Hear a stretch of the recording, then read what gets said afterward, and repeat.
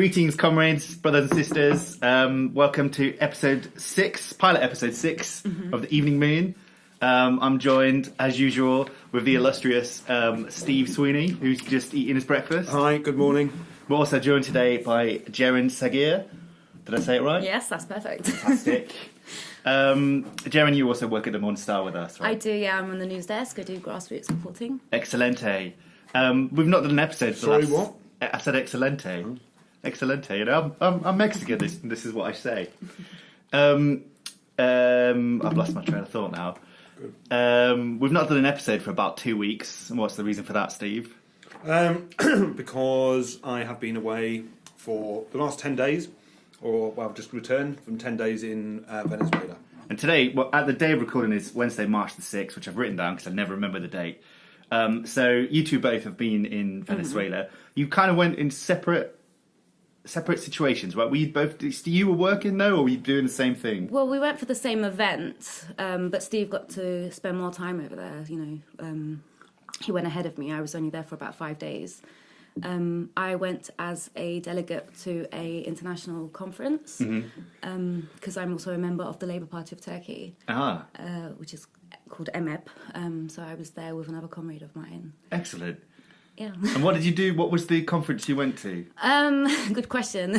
So it was basically organisations from across the world, you know, coming.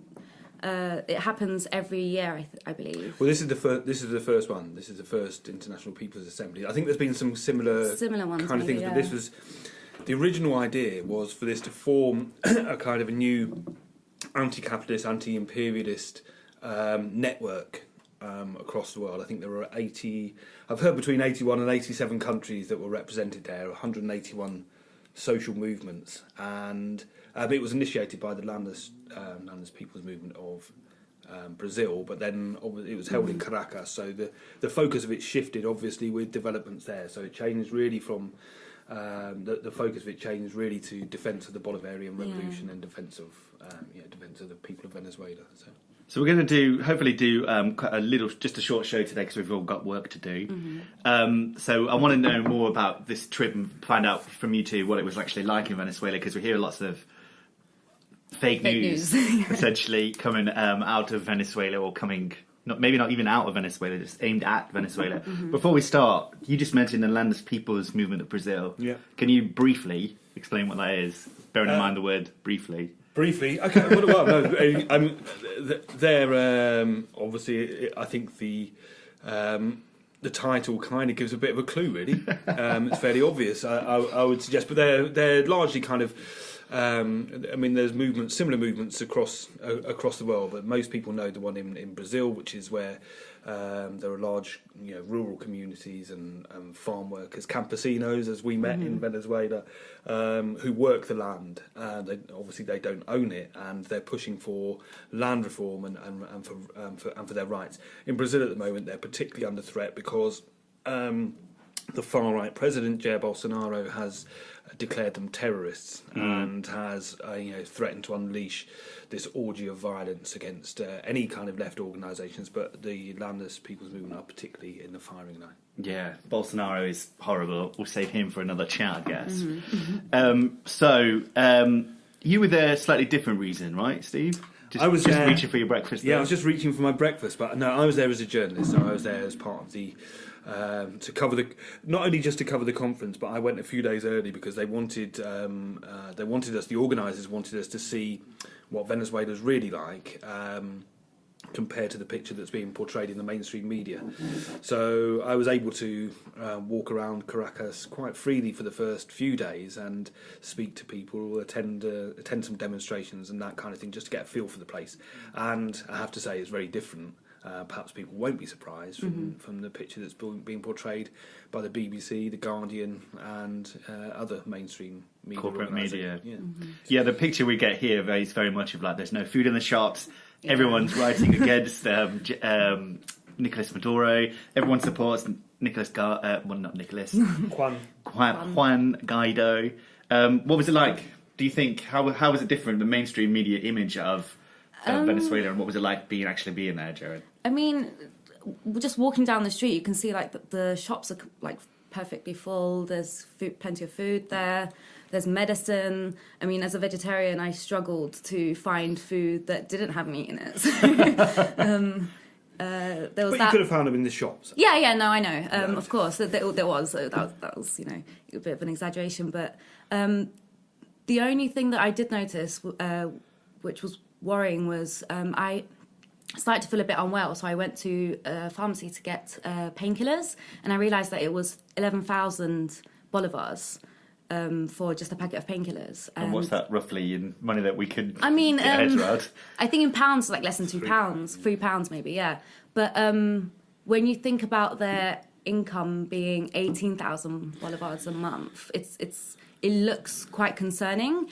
But obviously, their income doesn't include the fact that they receive a lot of like social support and welfares and accommodation, housing. And in fact, it's a free healthcare. Yeah, So those yeah. kind of things, those medicines are actually. I mean, these were over the counter kind Yeah. of things, but they are heavily subsidised. I mean, these are the kind of the mainstream kind of shops. So, but if you have like heavily subsidised supermarkets, the missions, which are you can buy things quite freely and for quite cheaply, and the same for the medicine as well, because a lot of that is subsidised as well. So there's these huge social programs which we benefited from ourselves when we were both unwell, actually. Because you both, how did you? Sorry, speaking away from the mic there. How did you both get sick? What happened? We Was don't it a actually terrorist know. plot? I mean, the doctor said that I had an infection. There's doctors in Venezuela. Yes, plenty of doctors. Oh my And they're God. all very friendly and lovely. Very good. Yeah, they were really quick to come over and help you out. They provided me with like a drip because I wasn't feeling well. And I think the same with you, Steve. Yeah, we had a drip, an injection, medicine, electrolyte balancing, stuff. I mean, they were very, they were very good in that, in that respect. I mean, this is part of the program, the Barrio Adentro, which is one of the missions set up by Hugo Chavez. So there's thousands of health centres that have been set up across Venezuela. I think there's 31,000 medical staff, including 15,000 Cuban doctors that that are working there. And Barrio Adentro means into the neighbourhood, and it was really this is what the oil profits are used for. They're ploughed back into these kind of missions, which are subsidising the food, but which are providing universal healthcare as well, from the cradle to grave thing. And I did think when how ill I was in Venezuela, that the experience in Britain would have been very much different. I would have called NHS Direct and they'd have said drink lots of fluids, stay in bed, get some rest. But here we saw a doctor. I mean, at one point there we saw 4 times, I think. Yeah, in one day. He kept coming in to check up on us. And and they had everything they needed. All the medical supplies that they needed, they had. They did a makeshift thing with a coat hanger to hang the drip up. I mean, that was they're not going to bring a drip stand with them to treat every single patient. So I mean, that's fine. But the healthcare I thought was exceptional really, and it worked. We were better. Yeah. Could you see the effects of the sanctions on the country there? Like, did you? I can't remember his name, and hopefully you remember, Steve. I was trying to quickly Google his name while you two were talking. The UN, the rapporteur or whatever his name is from the UN. Alfred de Zois. Yes, he was the one who was talking about the sanctions on Venezuela being a crime against humanity, right? Yeah. Did he say those words? He did. Yeah, he did say those words. They amount to a crime against humanity, and he called for further investigations. And his report was filed last September, and has been ignored. Fantastic. I'm glad someone knows what they're talking about on this podcast. And so, could you see the effects of that on the streets? Could you see this kind of? Did you see? I mean, I don't know what it was like before the sanctions, so I can't really make a comparison on that. But the sanctions are worrying when you think about, especially when it comes to sanctions towards oil sales, because a lot of the welfare services are, kept by the sales of oil. And it's ridiculous that these sanctions are imposed when there's also trying to so-called humanitarian aid the country by bringing in supplies through Colombia while imposing sanctions. So it's quite ironic, actually. Yeah, I mean, I think one of the things that we spoke to some of the government officials there, and they were saying that they're denied access to the world banking system, which makes things incredibly, incredibly difficult for them to, to trade. And I think, as Ceren said, this is absurd. When they're talking about, they don't care about the humanitarian crisis. They don't care about it.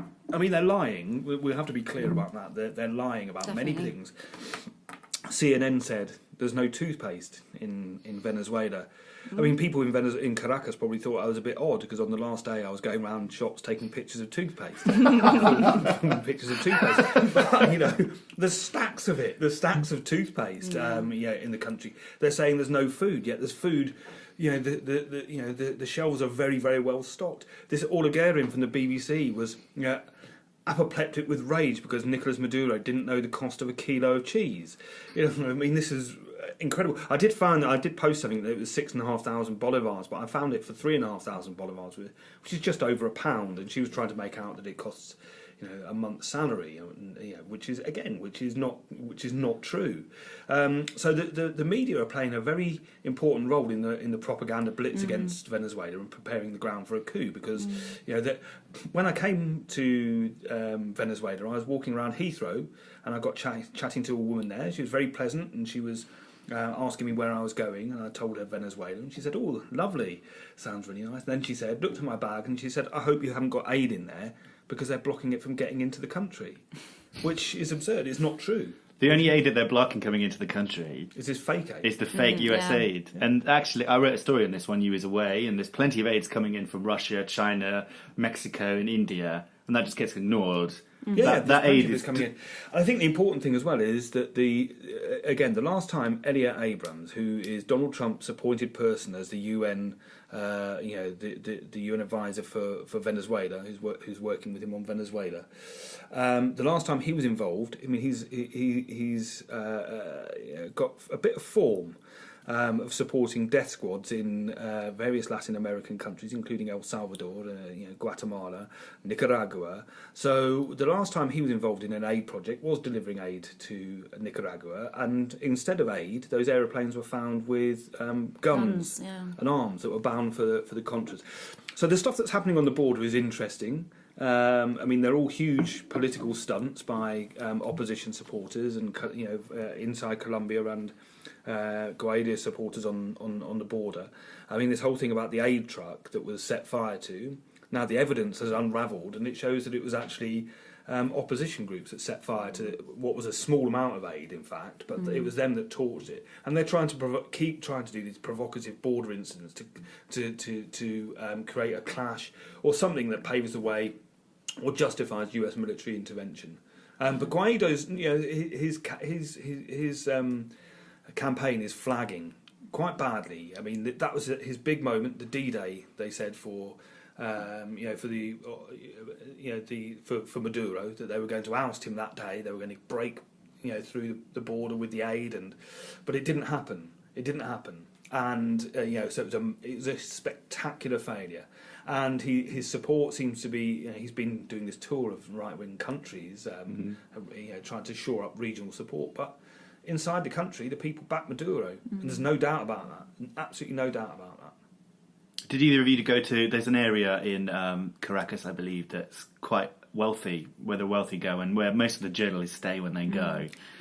It's called, do you know what it's called? What's the name of it? I don't. El Mercedes. El Mercedes. Yeah. And that's where Guaido held his rallies. Yeah. And did either of you two go there? I didn't know, but a friend, my comrade from Turkey, was actually staying over there because his hotel was based there. And he was just saying, it just looks like it's completely calm. There's nothing, there's no like politics being displayed there. But when you go into like the main cities of Caracas, you can see like people have huge passion for Maduro. So there's that contrast between the two values, I guess. I did come across some people that didn't support Maduro and the government. But, of course. It exists as it exists in any country. They were in a very, very small minority, I have to say. An incredibly small minority. And but the interesting thing on speaking to them was that among those opponents of Maduro, none of them supported Guaido. Not a single one of them they were saying it's up to the people of Venezuela to decide their future, and one of them just laughed at Guaido. So I mean, he's becoming a bit of a joke figure, I think, as well. I mean, we shouldn't underestimate him, and we shouldn't underestimate, the danger that he represents. But I think his support is not as strong as people might think, outside of the country. And what is really clear is, and it's a strange thing because you feel it as well as see it. You can feel this connection between Maduro and the people. And I felt it. I went on one of the big demonstrations. You said it was bigger than you've ever been at. And you, the biggest. You used to work for the People's Assembly, and they've organised some big protests. Yeah. And I've been on many big demonstrations, but nothing like this. I mean, it was incredible, and the connection between Maduro and the people. It's like they belong to each other, and that, they're not separate from each other. There's a real sense of belonging, and this was a whole broad layer of society. So you had people from the barrios, from the missions, from the trade unions, from the youth movements. All of them were dressed in red. It was this sea of red through the centre of Caracas. There was a carnival atmosphere. People were dancing salsa, singing, chanting, but there was a very serious message, which was hands off Venezuela. I met with an 87-year-old actor, and she was telling me she said to me she would die for the revolution and she would die for Venezuela. She was, that this is what it means to people. This is an 87-year-old woman who said she's been a revolutionary all her life, and she's lived through some really the tough times in Venezuela. But she's, this is what it means to her. She was prepared to give her life, and she meant it as well. I mean, she absolutely meant it. There's no doubt about that. And she's just she's just one of, many people that we met that had similar views. We both went out to another city, didn't we? Valencia, yeah. We got to. Whereabouts is Valencia? Is it on the coast, or is it? It is the coast, I believe. My geography's really bad, actually. It's about 2 hours outside of Caracas. Yeah. Okay. We got to speak to some of the farmer workers who are trying to organise across the country. That there's a lot of different groups of these workers, but there's no. They're trying to organise as one group under the same umbrella. So we got to see a meeting with some of the leaders of those groups, and I mean, it was really the energy in the conference was wicked. It's like the people had like so much passion. I mean, they got up and started singing like the farmers' anthem, farmer workers' anthem. Can you sing it? No, not even gonna go there. But yeah. It was really good, actually. I mean, that was again another kind of example of how the movements are coming together. These campesinos held famously they held a long march that met with Nicolas Maduro, and he welcomed them into Miraflores Palace, and he said to them, "Look, and they were explaining this to us actually when we met them, that your movement isn't united. This isn't a united movement." And the militancy amongst the workers was fantastic. And they were saying, look, they were electing delegates to this national conference, and they were saying, look, we want delegates that are people that actually work the land, the people that get up at 5 o'clock in the morning and go out into the fields and do the work. These are the people that actually represent workers. It can't be sort of. Basically, they were saying not careerists. It has to be people that work the land and have the respect of their workers that are at this conference. It was amazing. I was lucky to be invited to address the conference, and I mean, it was incredibly special. It was a special moment, but I think it was important. And this is another thing, and I don't know if you agree really, but from everybody that we spoke to, the importance of international solidarity was something that they really, really valued, and it meant. It meant a lot to them to hear that people in the imperialist countries, in particular, are fighting for the people of Venezuela. So I was explaining about this fight to get the £1.3 billion worth of Venezuelan gold that's in the Bank of England, and they cheered to the rooftops when they heard that there was demonstrations in London, and that people were fighting for that. So that's really, really important to them, and that was a theme that came in this Campesino meeting as well. They spoke a lot about the importance of international solidarity.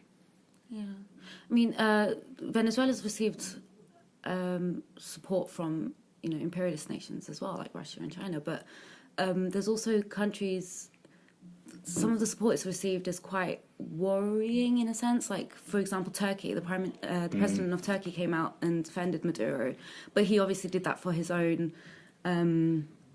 personal gains, like his diplomatic gains.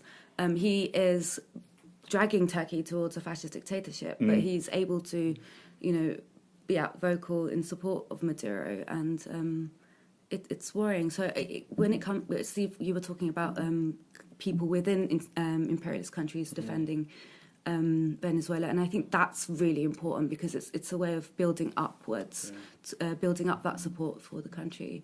So it's important to get organised, for the people to get organised and put pressure on their own governments before they can really contribute to. Absolutely, Venezuela I think that's situation, important. That's a really important point. I did speak to one of the government officials about the relationship with Turkey because it's a very uncomfortable situation where one of your main allies is this brutal tyrant who is this regime that's oppressing the people of Turkey in such a way. And he was very blunt, actually, and he just said, look, we have got no friends in the international world. We have nobody that will trade with us. We have nobody that will. We're denied access to the world banking system. So we can't really be choosy about this kind of thing. And he did acknowledge the abuses carried out in Turkey and said that we by no way endorse that and endorse the regime there. But we have to. We're desperate because they said that the US is intimidating other countries into stopping trade with them as well.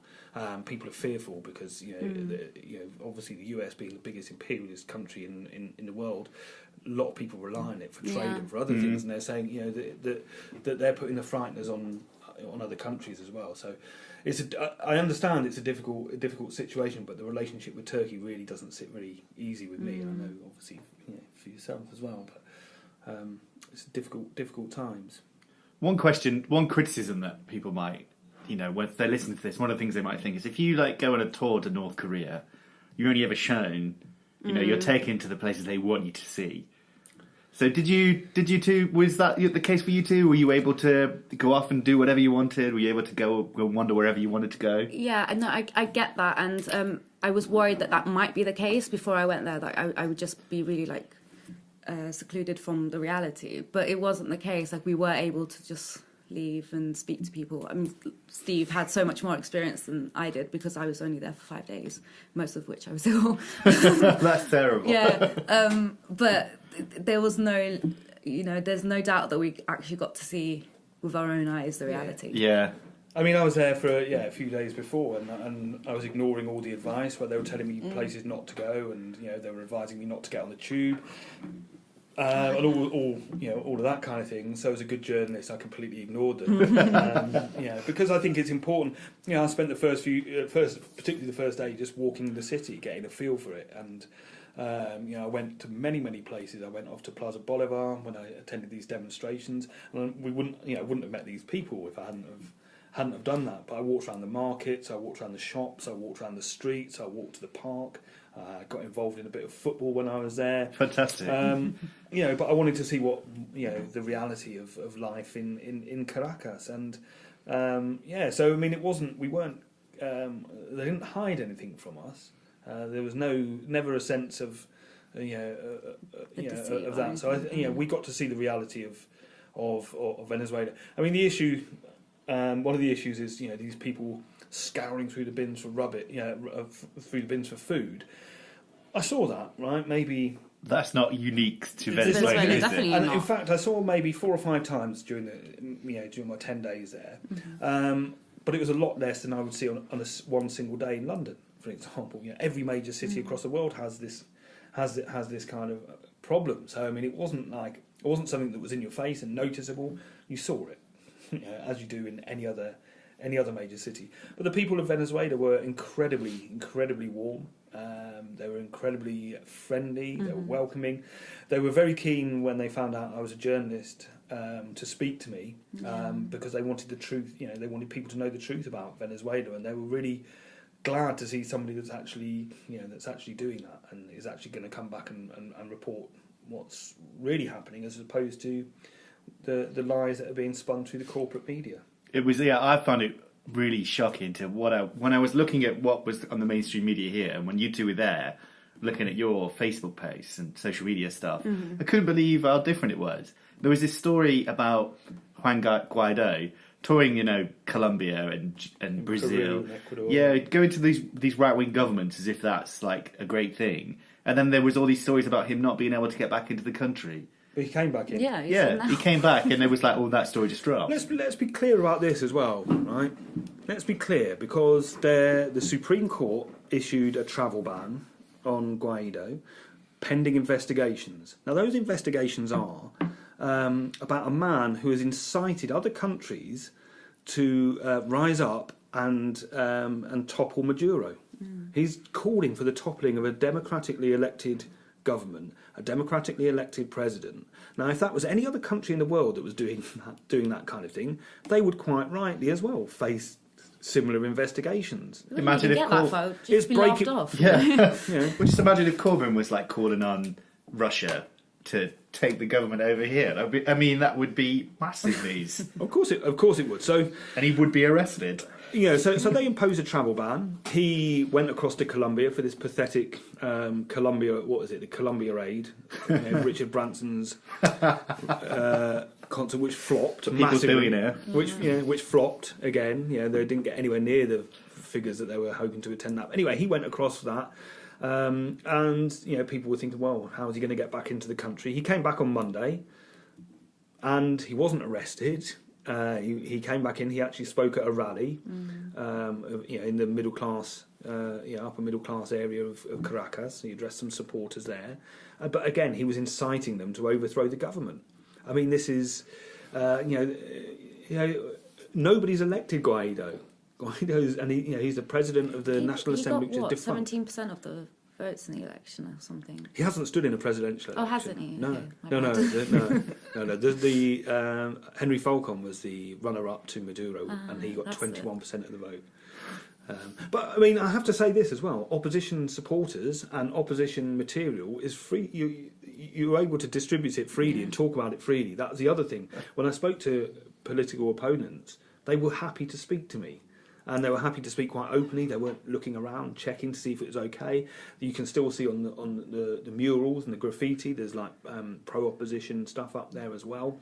It's not like this isn't a country at war. It's not, people aren't dying on the streets. There's not riots. The police aren't, attacking political opponents and dragging them away and arresting them and that kind of thing. This is not the Caracas that I saw. It's not the Venezuela that I saw, and what is being portrayed in the mainstream media, I have to say, is not true.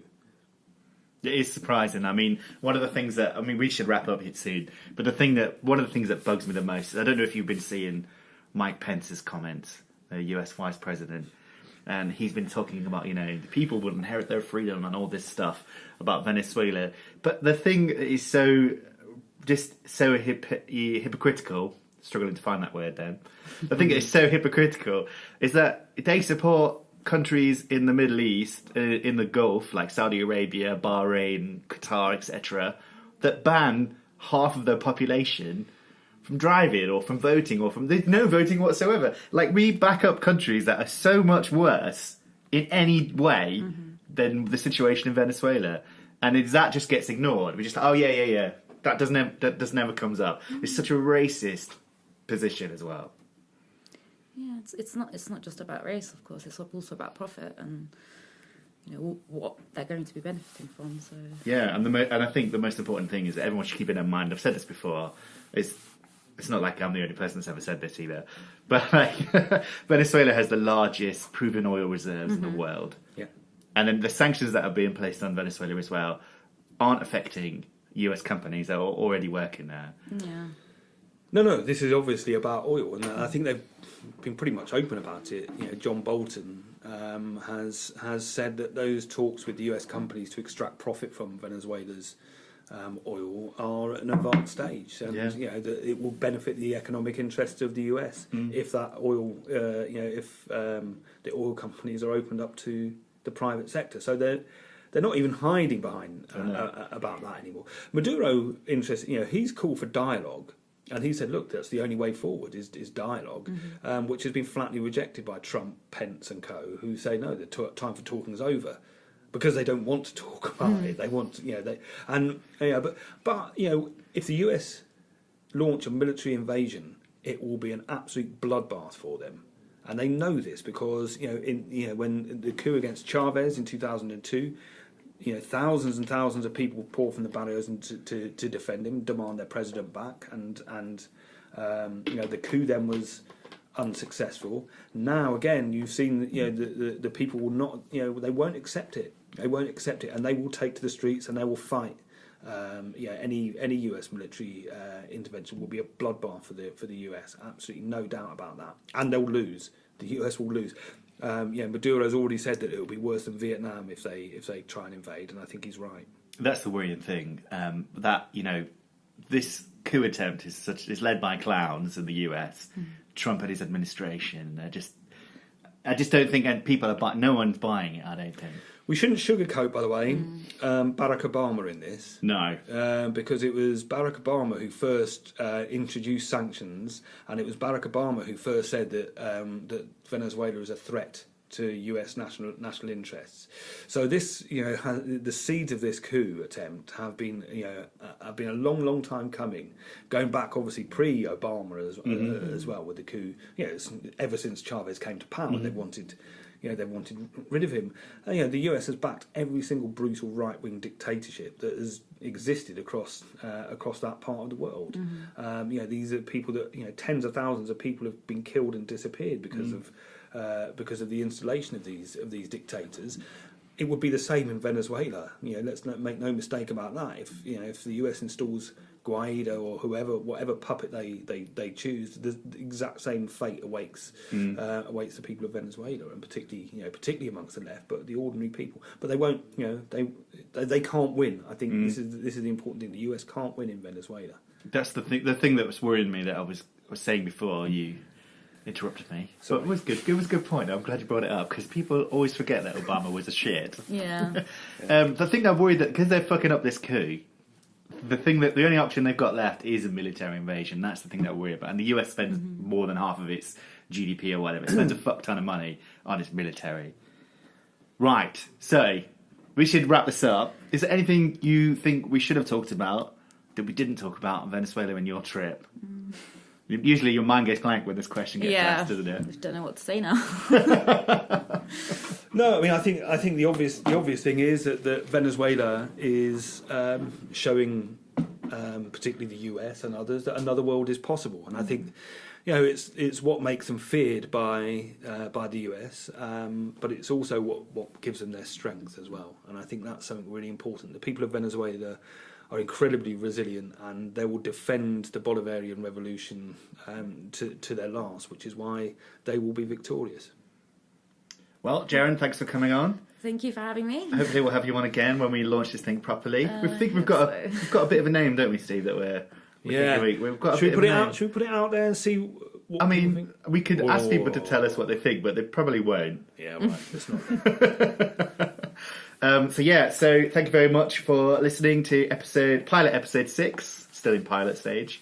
Ceren, do you want to give your social media details out there to the world, to the 3 people that listen to this? Yes, I can do. I can be found on Twitter at Ceren Cardelin. That's with a C. Cardelin's with a C or Ceren? Cardelin's with a K, Ceren's with a C. Don't spell it out. Oh, here we go. Can you spell your own name? It's CEREN KARDELEN. Fantastic. How about you, Steve? At Sweeney Steve. SWEENEY STEVE. And I'm at Colesy, at COWLESZ. Because I'm cool as fuck. Not cool as shit. I am cool as shit as well. Can't say cool as shit. We've had this, and cool as fuck one.